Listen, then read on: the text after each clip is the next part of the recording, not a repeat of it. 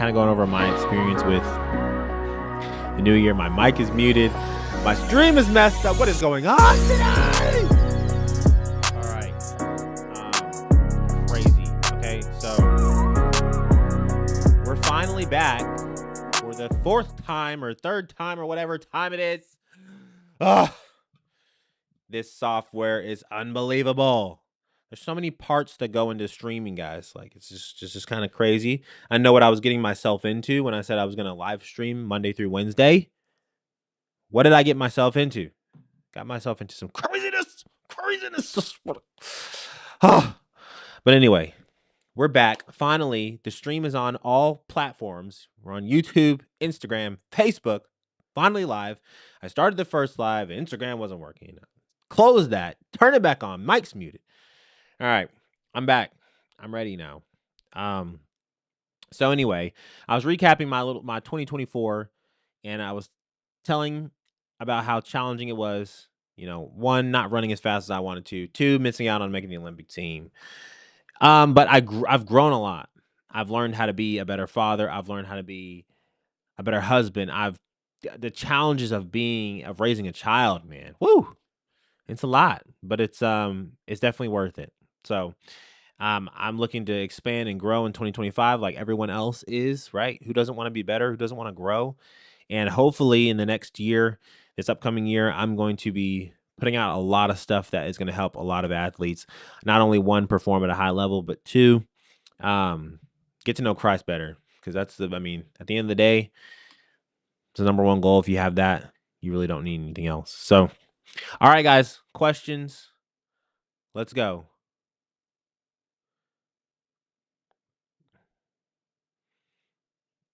All right, pop the questions in. I see that everyone's saying they have questions, so pop the questions in. I see Nicolo. He says tips for top speed improving. That is a great question, and here's what I would say if you want to improve your top speed. I don't know if you're saying top speed or top end speed. Those are two different things, like totally two different topics. If you want to improve your top speed, a lot of that is going to be shorter runs, so shorter sprints. You're talking about 30s, 60s with full rest recovery. Okay, whenever you're talking about increasing speed, you don't want to be doing interval stuff. So you're not going to be sprinting and then taking like 30 seconds rest and sprinting again. That's not speed work. So if you want to increase your top speed, you want to run, warm up, do some 30s, full on, all out. You want to take full rest. You want to take 6-7 minutes. Then do like a 60. Then take 6-7 minutes, 8 minutes. Give yourself full recovery so that way your muscles can recuperate, and then you sprint again. That's how you increase top speed. Top end speed, you're going to have to do things like running over distance. So if you're a 100-meter runner, you need to run like we do in practice. I run 120, so I do flying hundreds. So I'm running over 100 meters, but you're doing 3 of those. One is going to put you into a different energy system. So basically you're getting a sprint endurance workout. You're going to do 3 of those at pretty hard, pretty all out. You don't want to be straining, but you want to be running really fast. And you're going to give yourself, again, 6 to 7 minutes in between each one of those. So that's how you accomplish both of those, top end speed and top speed, Nicolo. So hopefully you got the answer to that. Xavier says, how have I been, man? I've been busy. My mind is constantly going 24/7 on how I can bring the best content to everyone that's listening and watching right now. Like that's what my brain's been on. Obviously training. I go to practice, I train, I make sure that I'm giving my all there. Not that I don't turn my brain on there, but I've been intentional for so long at the track that like giving my all is like second nature.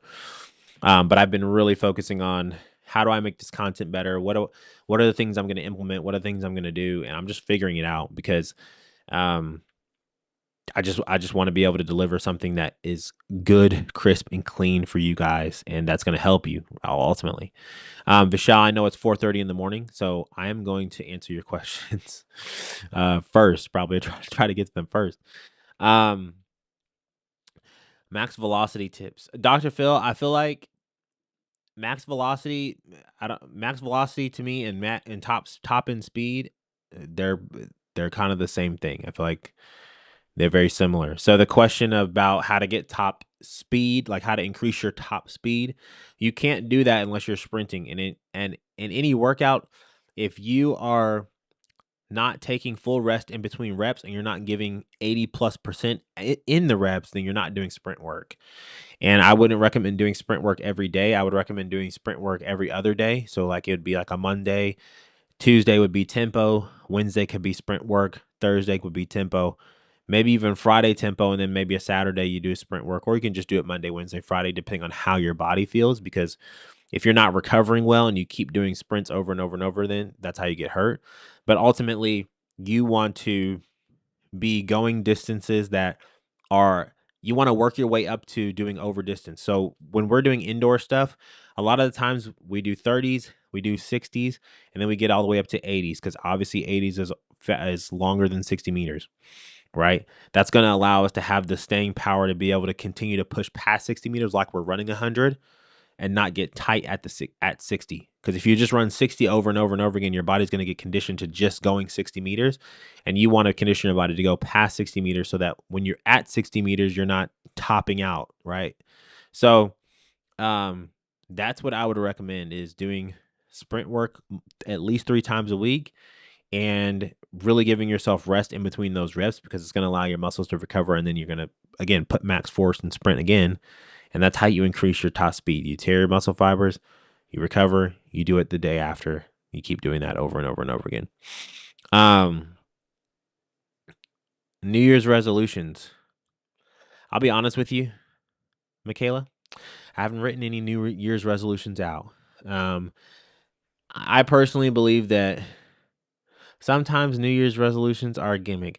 I feel like if you haven't started your New Year's resolution yet, you ain't going to finish your New Year's resolution that you made because you ain't started it yet and you already knew what you needed to do 2 weeks ago. So there's my 2 cents. I don't like New Year's resolutions cuz at the end of the day, that thing that you wrote down that you're going to do next year, you should have started it 3 weeks ago cuz you already knew you need to do it. But if I had to give one, it would be again figuring out potentially my exit strategy from track and field because I don't know if you guys know, but this is my last year on my contract, so I may or may not be around after this year running, sprinting as a professional athlete. So big news, but I haven't said it to anybody because I don't believe that's going to happen. However, that's my goal is to figure that out. How long should I take? This is Dami Olua. Man, hopefully I pronounced that right. Because how long should I take? How long should I take a long break after season? How long should your break be after season? I think that's what you're trying to ask. Typically, I think all the pros take about a month off, 4 weeks, which is crazy. It's crazy because it's not very long. You know, I look at all the other sports, they have way longer rest periods. I think the one big thing with track and field is that I feel like a lot of injuries come because we train all freaking year. We train from like October to August, and then you get 4 weeks off, and then you're back to punishing your body again. So 4 weeks is the typical for most elite, people that you watch on TV, people that are winning gold medals, they take about 4 weeks off. That's what I've heard most people, and that's what I do. I take about 4 weeks, 1 month. Sometimes it's 5 or 6 in between seasons, but that's typically how long it is. What went wrong last season? Spider Rider. A lot of stuff went wrong, Spider Rider. No, man. I think for me, I'm I was overcoming some mental challenges and really heavy in 2023, and I think a little bit of that carried over into 2024. And so I think I was doing a lot of work on myself internally, mentally, and I think I have broke free from a lot of the chains that I felt like were holding me back mentally last year because I finally ended up I placed third in the indoor nationals, which I ran 6:52, which was the fastest time I had run all year, and I placed third there. and only behind the two guys that went 1 and 2 in the world indoors. So that was a pretty good, that was me making strides to where I wanted to be. And then, in the 100, I finally broke 10 seconds for the first time in 3 years. So I think that a combination of 2021 with the disappointment, kind of for me specifically, of not getting a medal at the Olympics, and then on top of that, the next year in 2022 being injured and not being able to run the outdoor season, I think mentally I was going through a lot. And so I'm pushed my way out of that. And I think that was kind of just that last season was a setup for how well I'll do this season. So I think that was going on. And I had a lot of changes in my life, man. I moved states. I moved from Texas, where I'd have been 10 years, back home to Kentucky. I had a child. Um, had to sell my home. Um, change training environments. So everything was different. And I think that also played a big part of that. So that was what happened, Spider Rider. What a great name, Spider Rider. Anyway, what is a good sprint workout for improving both acceleration and top speed? Give also reps and sets and distances. Wow, that is a very good detailed question. Okay, a good workout for improving both acceleration and top speed. Acceleration and top speed. Okay, so here's what I would do if I was trying to do both. Which, I mean, I feel like you almost can't do one without the other. Because for me, when I think of acceleration, especially when I'm thinking about a 100-meter sprint, acceleration is when you're coming out of your drive phase and you're separating from. There's a gear change and there's separation from the field. That is what I would call acceleration. And top speed is obviously how fast can you actually go. Now, top end speed is what speed are you at the end of the race from 70 to 100. That's top end speed. Top speed is how fast you can go. Acceleration is, what's that surge going to look like? Okay. So I would get to practice. First of all, I'd warm up. Then I'd do some block starts. And I would do those block starts going out. First of all, I did a couple 2-step starts just to warm up, 2-3-step starts, really working on ankles. I would do about 5 2-step starts just to warm up, working on ankles. That'd be a set and rep for that. So 5 of those. Then I would go 2 times 10 meters from the blocks, 2 times 20 meters from the blocks, and then I would go 3 times 30 meters. The reason why I'm going to go 3 times 30 meters is because if you're in a dry phase, you're going to be in it for about 20 meters, and the transition is going to happen in between 20 and 30. So you want to get an extra rep going from 20 to 30 because that's when you're going to really accelerate. That's when you're going to practice the transition and the acceleration out from the blocks in the dry phase, okay? So you got your 5, you get the blocks, got your 5 2-step, 3-step warm-up starts. Then you're going to go to your 2 times 10 meters from the blocks, 2 times 20, and then 3 times 30. They're going to take a break. I mean, you're going to take breaks in between those. And then you're going to do from a stand, or you can do them from the blocks too, because I think that works. Either one. You're going to do 3 times 60. Yeah, you're going to do 3 times 60 meters. And these are sprints. So you're going to be taking full rest in between, 5 to 6 minutes. And then you're going to do 2 times 80. 2 times 80.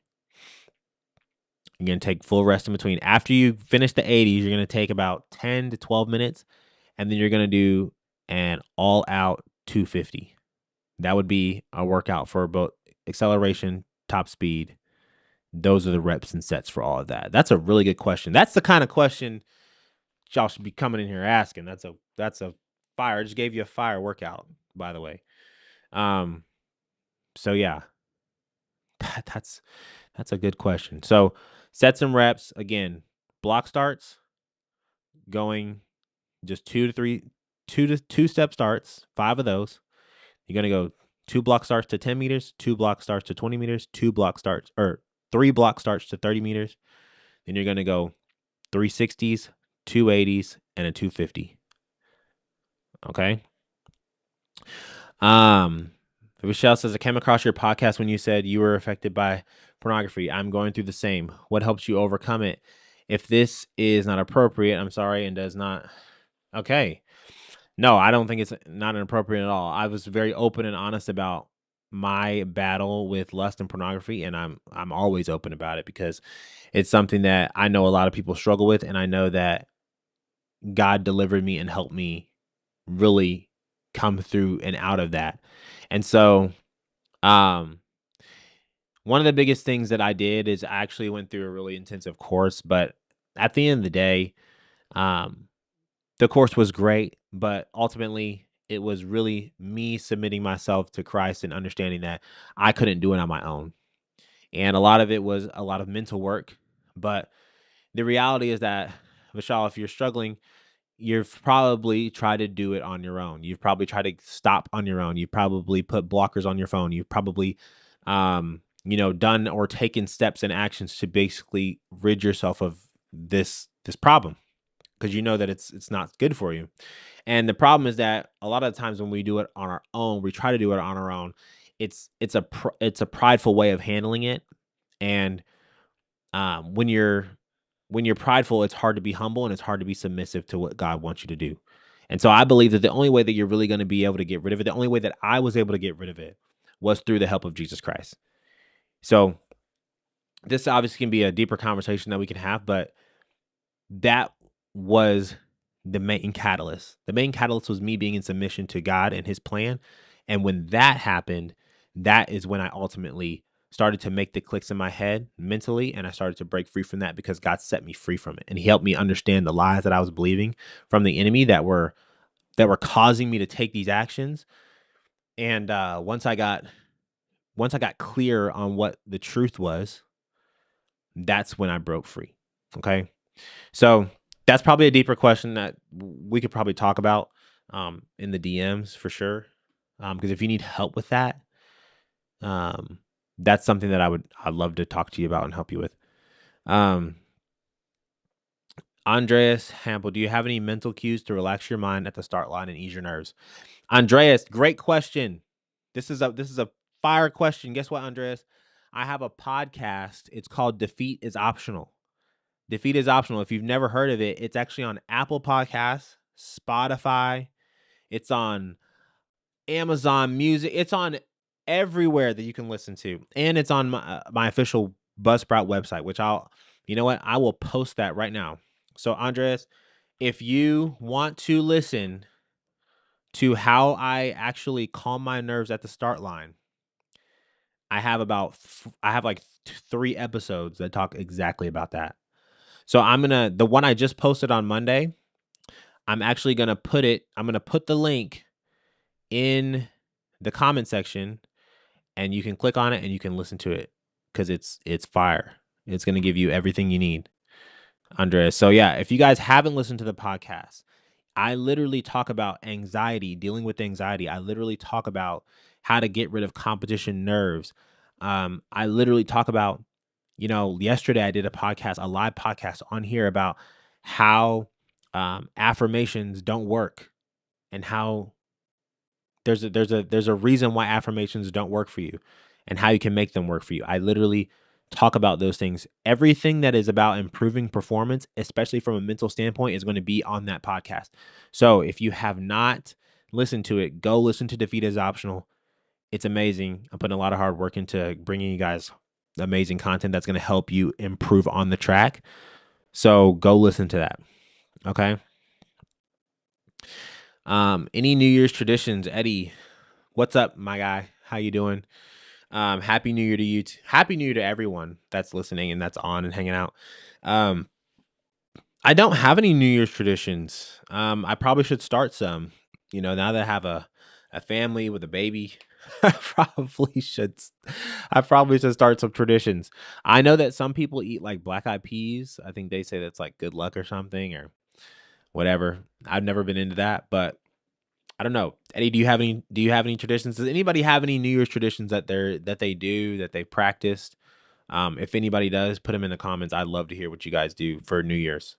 To bring, prosperity, good luck, whatever you want to call it. So But no, I don't have any in particular. Um, Spider Rider, what do you think about the new track leagues? I think that they're good.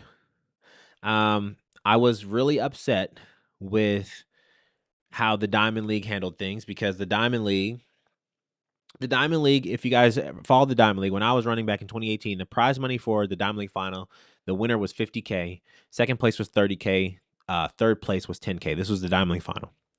After COVID, the Diamond League prize money went way down. It went down.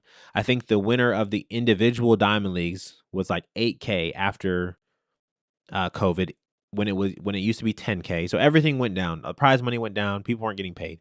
And so what I like about the new leagues is that it's put pressure on the other leagues to step up. And so what I didn't like is that the Diamond League, all of a sudden, they have millions and millions of dollars that they're going to give away next year. So now the prize money is like significantly higher. World Athletics is doing a championship meet where they're giving away $150,000 to the winner of every event.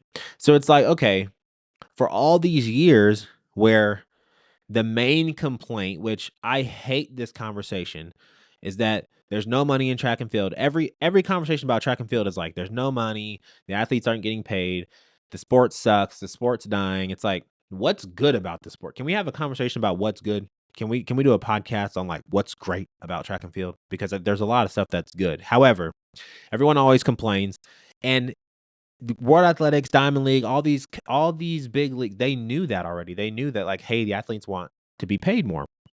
Yet they weren't doing it. So I think the good thing about the leagues is that because the leagues have come out and they've saying, hey, we're going to pay this outrageous amount of money. Now all of a sudden, World Athletics and Diamond League are like, hey, we got to compete, so we got to raise the prize money. Which they only did it. They only raised it just enough so everyone would be happy, but in reality, they could have done a lot more. So, I do like the new leagues. I think they'll be good. There's more races. There's more money for the athletes to win. So that's cool. Do I think it's gonna like revolutionize the sport? No. I just think it's gonna be more competition and it's gonna be more exciting because the athletes are gonna be more excited to win and compete at a high level. Um, uh, Demizi, why the 250 at the end of that workout? Okay, here we go. The 250 at the end of that workout is one, honestly, sometimes it's literally just hard. But what it does for you is after you've done all the sprints, again, it allows you to go a little bit over distance and you're going to be taking like full rest. So you're not going to like smash the 80s and then just jump on the line and run a 250. Like you're going to take full rest and then you're going to run that 250. But for the most part, it really is to do it's more of that speed endurance because now you've taxed the system of your fast twitch muscles. They're tired. And so then being able to sprint really hard on the last 250 and run a decent time, it gives you a gauge for how much you're going to be able to do in the next session. But also just in general, with like you think about running rounds and you think about just basically training the system to be able to sprint more and sprint longer. Okay. So that's really what that 250 is for. Because if you do, I don't know how people. I don't think there's a lot of people that run fast that just do really short distances. I know there's a lot of groups out there that like, hey, we only do nothing over 150, and that's fine. But when it comes to the end of the season, Dempsey, they're not going to be ready because they don't have enough. They don't have enough volume in their legs. So that 250 is really just to put some more volume in your legs as far as the sprinting is concerned. So yeah, that's why the 250. That's why the 250. When am I opening up my season? January 29th. I will actually post a schedule. I'm gonna make a schedule and post it on Instagram so you guys can know where I'm running, when I'm running. Michelle said the universal New Year tradition: start something new and give up within a week. Yeah, okay. Yep, a lot of people do that. Do I go 100% on my sprint days? My coach, the goal on the sprint day is to run fast, obviously, but it's also to run controlled.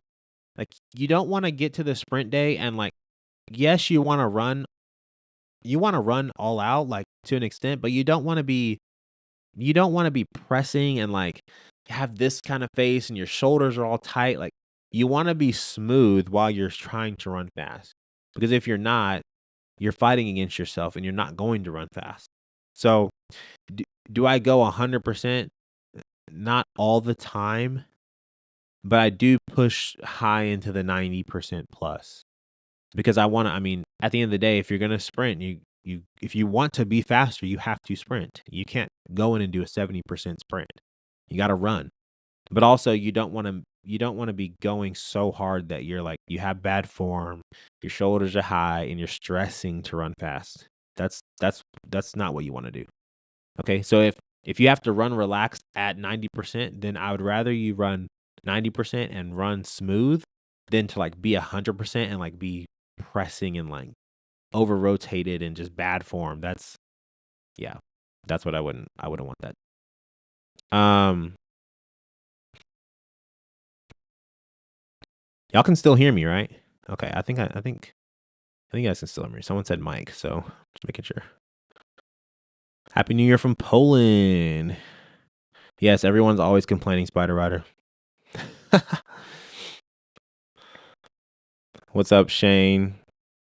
Good to hear from you, bro. Happy New Year's to you, man. Do I prefer the 60 or the 100? Um I like both, man. I really like the intimacy of the indoor 60 just because it's the crowd's more on you. It's a smaller venue. It's just it's a more exciting atmosphere, I feel like. So sometimes I like that a little bit more. But um other than that, I mean I like the 100 because the 100 pays. The 100 pays a lot better. So, and honestly, if you ever, if you go pro or anything like that, the companies they don't care about the 60. You can win the indoor 60 and they'll just give you a pat on the back and say good job. So they don't really pay a lot for that. I mean, I won 2 national titles and I didn't make the 100-meter final in the NCAAs and I didn't get a contract for 6 months because guess what? I didn't run well in the 100. When I do well in training and I know that I'm doing the right thing, sometimes I feel like it's not enough. Have you ever felt like that? Um, how do you accept to do only the essentials? Um, do I have I felt like what I'm doing is not enough? Man, absolutely. I think that happens more often than not. Like people don't really talk about that, but um I think that for me, I have this I have a conscious where if I know that I'm not giving full effort, then I will feel like that. So sometimes I do feel that way, but not all the time. And I don't feel that way because I know that every time I step on the track, I give everything that I have. So I never leave the track thinking like, oh, I should have done more or I didn't do enough because I do enough every time because at the end of the practice, I'm like, I couldn't do any more. Um, and if you're talking about should I do extra stuff outside of what I know I'm already doing right, I would say that if you're not have someone that can look at what you're doing and kind of assess what you're doing, then find someone that can because at the end of the day, sometimes doing more than what is essential is too much. And then you can end up hurting yourself or something like that. So I wouldn't recommend doing more, but just give your all in what you're supposed to do and then leave it at that. Trust yourself and trust your training. Again, I have a whole podcast that talks about trusting your training, trusting yourself, trusting what you're doing is going to work out. And don't trust a lot of times when you don't trust yourself or you feel like you're not doing enough, it's because you have a limiting belief and that limiting belief needs to be attacked and really attacked with truth. And so once you get rid of that limiting beliefs, then you'll start to believe in yourself. You won't have to do extra stuff. Okay. Yeah. Big one there. How many days a week do you train? I train 4 days a week, Monday, Tuesday, Thursday, Friday. I just lift on Wednesday. So I run Monday, I run Tuesday, I lift on Wednesday, I run Thursday and Friday, and I also lift on Monday and Friday too. So Monday, Wednesday, Friday are lift days. I just don't run on Wednesday, but I run every other day. How many of those days are speed? 3 days are speed, 2 days are endurance. One of them is just weights. Jesse. Kevy Kev, I hate the fact that track and field doesn't get the TV time that it did back in the 80s and 90s. Yeah. There's no money, bro. The reason why we don't get TV time is because one, it's first of all, you have to pay to be on TV, and 4-hour event is a lot of money. And then the returns. I think that's the biggest thing. You have like sponsors like Nike and World Athletics and all these companies, but I think also like if you have other companies that can pay for ad space in those 4 hours, and I think that because of World Athletics and Nike and all those people that they don't want those other companies coming in, so then there's less money. So then it becomes like, how are we going to profit from being on TV? I think I don't know all the ins and outs, but that's just my thinking. How old should I stop aiming to be a pro sprinter? Damie, how old are you, Damie? How old are you? Jeep Rich, would you ever run the 400? No, sir. I would never run the 400. I've done it. No, but I would not do it. No, no, no, no, no. No, not again. I do run them in practice, but I would never. I don't want to run open fours anymore. What do you feel like makes a good coach? One that can anti-nice guy.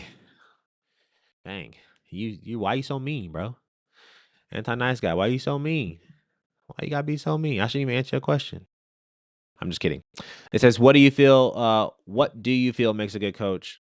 I think a good coach, one, knows your event. They know sprinting.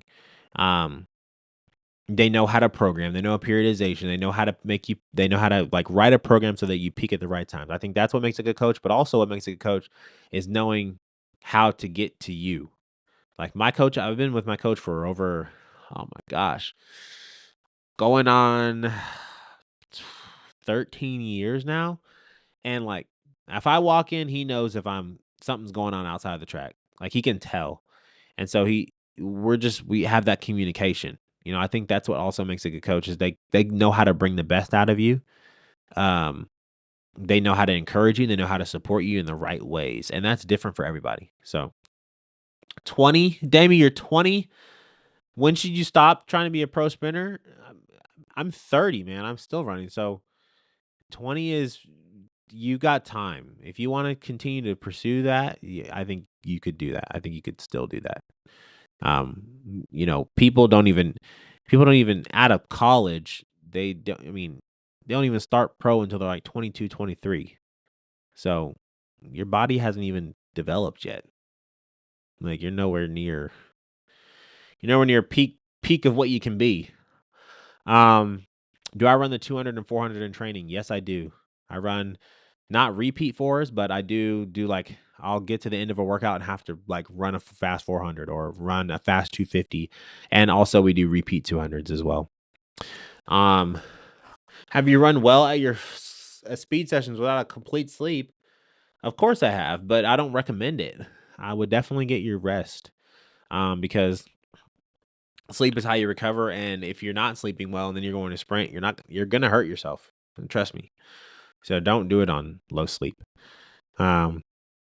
Well, cool. Yeah, Damien, definitely keep going, man. 20 years old. I wasn't even a pro until I was 23. So you got time, man. I wasn't even strong yet. So I'm getting into my grown man strength now. 30 years old. Like I'm in my grown man era.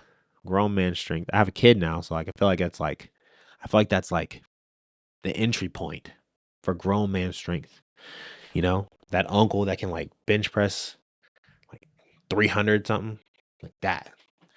But anyway, I loved hanging out with you guys. Glad I could answer a bunch of questions for you.